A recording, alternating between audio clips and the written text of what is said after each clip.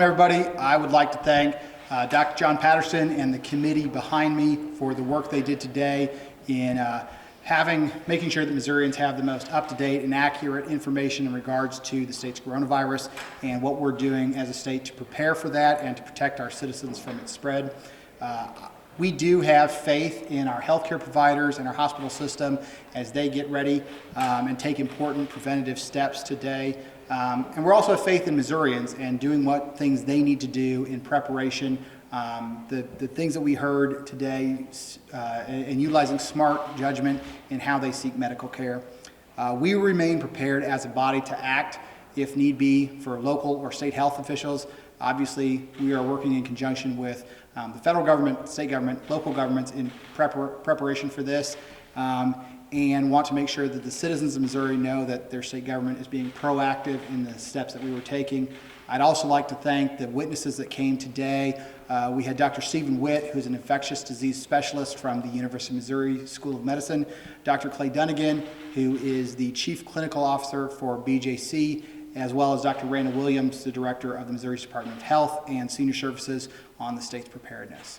With that, happy to take any questions that you all may have. Mr. Speaker, two questions. Number one, both Chairman Patterson and Ranking Democrat Kendrick emphasize this is bipartisan. It's not a partisan issue. Your reaction to that? And two, as I heard Dr. Williams, he said at this point there's no budget request at this point.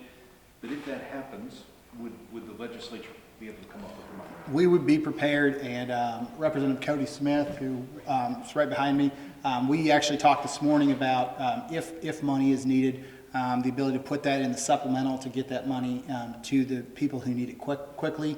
I know on the federal level there's been quite a bit of discussion about the amount of money that's needed. Obviously it's going to take some time to turn around a vaccine on this. And then as your first question, yes, obviously combating a virus is always going to be a nonpartisan or bipartisan goal. Does Dr. Williams do you have full confidence in his ability to kind of oversee this for the state? There's been some run-ins with between House committees and Dr. Williams over the past couple of years? Absolutely. We have full confidence. The people that we worked with, he briefed my staff last week on the work that the state's doing, and we have confidence in him, the work he's doing on this particular issue. But we also are very fortunate here in Missouri. We have an incredible health system. We have a lot of incredible hospitals around the state, and we have faith in what they're doing. Beyond the budget, what do you see as the legislature's role as the situation continues to develop? Two things. Number one, I think most importantly, is just reminding the citizens of Missouri that this is very similar to a flu, that the steps that they would take to prevent getting the flu are the same steps that they should take now. Washing your hands, being careful when you cough into your elbows. If you feel sick, seek medical care. Don't go to work. Those types of things, and primarily just raising awareness on the issue. People see things and they hear things and they start to panic about it, and this is not something we need to panic about. It's something we need to prepare for, and that's what we're doing today. From an operational standpoint, have you talked about lessening the legislative session so people aren't in a big group all the time, or any little things like that? No, we've not done anything like that, and at this point I don't see any reason that we would do that. Obviously, the big thing that I would remind both a legislator, a staff member, or anybody who's an employee in the state is that if you do feel sick, if you are concerned that you may have it, the two best things that you can do is don't go to work and go to a doctor and get checked out. And one of the things that the testimony said at the lab, or the testimony was in committee, is that we now have a lab in Missouri. We can test for this. We can get turned around in 6 hours to figure out if you do have it. And the citizens of Missouri should know that their government is prepared and ready to do whatever it takes to protect them from this spread. Anything else?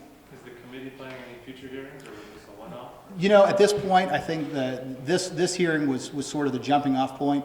If there are needs for more hearings or a policy response, obviously the committee is prepared to move forward. And we're really lucky. We've got 2 doctors on the committee. We've got a former infectious disease nurse on the committee. We've got a really broad cross-section of legislators that have this experience. So I think we're ready if the situation calls for it.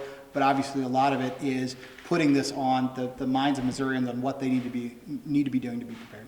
Particularly if or when there's a first positive case in the state, what would you like to see in terms of regular information briefings for both yourself as a legislature and the public? You know, we've been, Dr. Williams has obviously been good about providing us that information, and our goal will be to interface both with the Department of Health and Social Services, but also with any of the hospitals that are treating that and continuing that relationship as we go. I'm just wondering about the information flow. I think the vice president was supposed to have a conference call with governors this morning. Did you hear from the governor's office already about what that was about? Or how quickly is this trip right now?